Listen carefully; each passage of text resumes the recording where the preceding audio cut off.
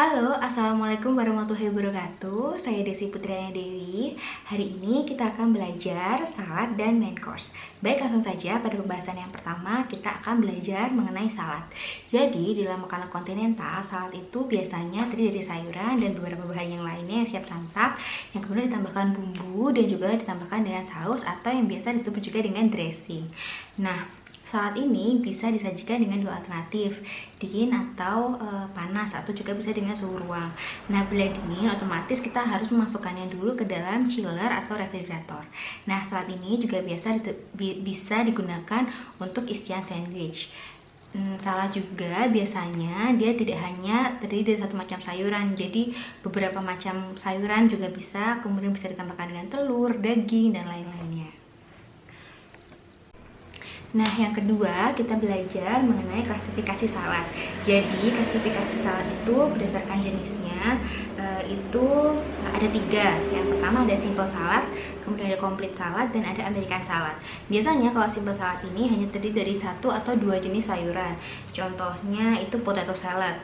Kemudian untuk compound atau complete salad itu biasanya banyak ya sayurannya lengkap, terdiri dari 3 atau lebih gitu ya bahan utamanya, contoh whole lamb salad.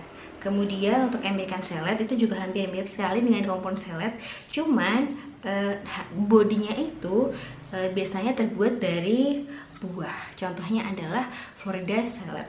Nah, untuk klasifikasi salad berdasarkan temperatur itu ada 2 yang tadi saya sudah bilang alternatif penyajiannya, ada yang dingin dan juga ada yang panas.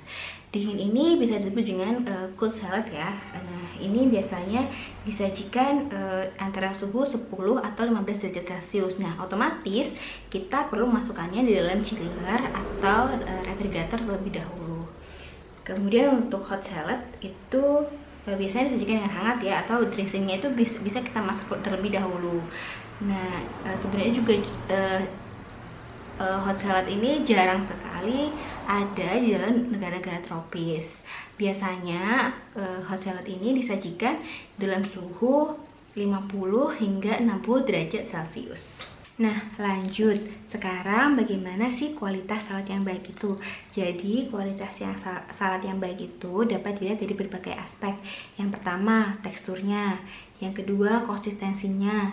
Yang ketiga, taste atau rasanya. Kemudian yang keempat adalah appearances atau dari penampilannya. Nah, dari teksturnya sendiri itu seperti apa? Apabila kita menggunakan sayuran atau vegetable salad, kita harus pastikan apabila vegetable-nya itu mentah ya, kita harus pastikan bahwa sayuran itu masih segar, lembut, dan harus berkualitas ya sayurnya, karena memang pasti akan sangat terlihat bagaimana sayuran yang segar dan sayuran yang tidak segar.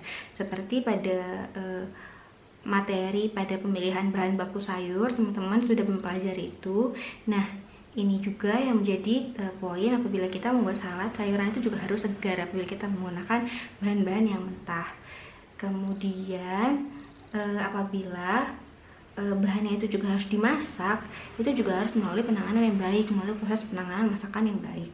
Kemudian dari keadaan campuran bahan atau dari konsistensinya. Pencampuran bahan biasanya kan kita menggunakan saus ya atau dressing ya. Nah, itu juga tidak boleh terlalu kering dan juga tidak terlalu lembab atau berair. Kemudian dari rasanya itu juga harus seimbang antara body, saus atau dressingnya. Kemudian untuk penampilannya, jadi salad ini biasanya kan berbagai macam sayuran ya, berbagai macam isi. Nah, biasanya itu memang lebih menarik atau lebih eye-catching. Kita bisa bermain warna dengan bahan-bahan yang kita gunakan dalam pengolahan atau pembuatan salad. Nah, yang ini juga tidak hanya itu aja gitu. Ternyata baik kita menggunakan bagaimana pemilihan piring yang kita gunakan, apakah kita menggunakan salad bowl atau dessert plate, kemudian dari penataannya itu juga harus menarik perhatian. Nah, lalu bagaimana cara atau syarat-syarat yang umum dalam pembuatan salad? Nah, apabila kita menggunakan bahan yang masih segar, otomatis kita harus pastikan bahan dan bumbu kita itu juga dalam keadaan yang bagus atau dalam keadaan yang segar. Kemudian bahan yang perlu dimasak itu juga harus dimasak dengan baik ya. Nah, bagaimana terus kemudian tahap persiapannya apabila kita menggunakan bahan-bahan tersebut. Nah, apabila kita menggunakan sayuran yang hijau, yang crispy ya, kita harus mencuci dulu di air yang mengalir, dan kita juga harus rendam dalam air. Kemudian harus ya dikeringkan dengan serbet bersih atau dengan menggunakan basket dryer. Jadi memang ada alat khusus untuk mengeringkan. Misalnya kita menggunakan kubis. Nah, kubis ini pada saat setelah dicuci itu biasanya dia masih mengandung air atau mengandung cairan ya. Nah, itu apabila kita campurkan ke dalam salad, itu salad kita akan jadi berair gitu. Itu akan merusak penampilan dan merusak rasa otomatis. Jadi kita harus mengeringkan terlebih dahulu menggunakan serbet atau menggunakan basket dryer. Kemudian nah, ini ya bahan-bahan yang belum siap digunakan, kita simpan dulu ke dalam refrigerator. Jadi jangan dibiarkan di suhu terbuka, karena itu juga otomatis akan mempengaruhi teksturnya, akan mempengaruhi kualitasnya, juga keadaan dari bahan-bahan yang kita gunakan. Kemudian, nah ini yang paling penting, pencampuran dressing itu dilakukan di akhir. Jadi pada saat penyajian baru kita tambahkan dressingnya. Kenapa demikian? Karena apabila sayuran terkena dressing atau sudah tercampur dengan dressing, dia akan cepat sekali berair dan teksturnya akan berubah. Sehingga hal ini menjadi poin penting. Pencampuran dressing itu menjadi poin penting, harus diletakkan di akhir. Atau pada saat akan penyajian kita akan berikan ke customer, baru kita tambahkan dressingnya. Kemudian rasanya juga harus seimbang, tidak menonjol dari salah satu bumbu saja. Kemudian penampilan harus diperhatikan, bagaimana susunan menunya. Seperti tadi saya bilang, tidak terjadi pengulangan bahan. Misalnya kita sudah menggunakan di main dish-nya atau main course-nya kita menggunakan potato, jangan sampai kita saladnya juga menggunakan potato dan sebaliknya. Nah, lanjut, apa saja jenis-jenis dari main course ini? Berdasarkan teknik pengolahannya itu ada 3. Yang pertama, deep frying. Contohnya chicken Maryland atau chicken cordon bleu. Biasanya juga chicken cordon bleu ini bisa dapat dipanggang ya atau di roasting ya. Kemudian grilling, ada beef stick, chicken stick, dan lain-lainnya. Kemudian di roasting itu ada roast beef. Nah, bagaimana jenis-jenis main course ini berdasarkan bahan dasarnya.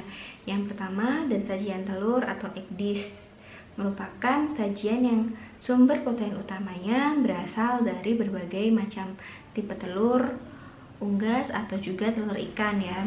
Biasanya telur ikan digunakan adalah telur ikan kaviar. Kemudian pada sajian pasta, biasanya ini disajikan di makanan Italia ya. Juga dia bisa menyebutnya dengan casserole. Jadi satu porsi penuh untuk makanan main course. Biasanya kalau misalnya pasta ini pasti dibuat dari bahan utamanya, yaitu pasta seperti tepung terigu, air, telur, dan lain-lainnya. Contohnya ada spaghetti bolognese, fettuccine carbonara, cheese macaroni, dan lain-lainnya. Kemudian dari sajian laut atau seafood dish, biasanya merupakan sajian yang diproses dari berbagai macam seafood ya tentunya, dan budidaya di laut. Kemudian ada sajian unggas, bisa menggunakan poultry dish. Jadi sajian utamanya itu, bahan utamanya yang digunakan adalah unggas-unggasan. Kemudian pada daging juga sama, bahan utama yang digunakan menggunakan daging atau meat ya.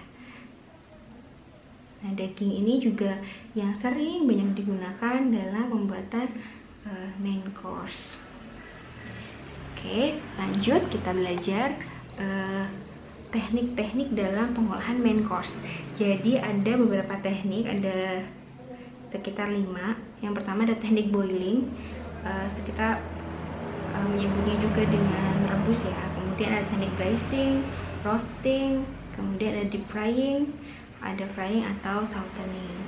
Nah, itu tadi beberapa contoh dari teknik pengolahan main course.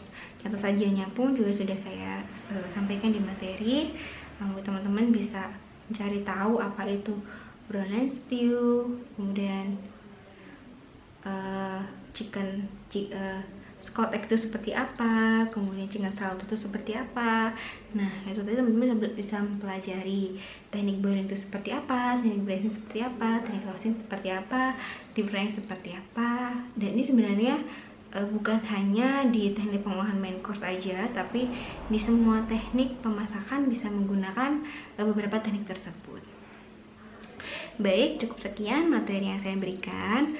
Semoga materi dapat memberikan gambaran bagaimana dan apa itu salad dan main course. Terima kasih, saya minta maaf apabila ada salah. Sampai jumpa di pertemuan berikutnya. Wassalamualaikum warahmatullahi wabarakatuh.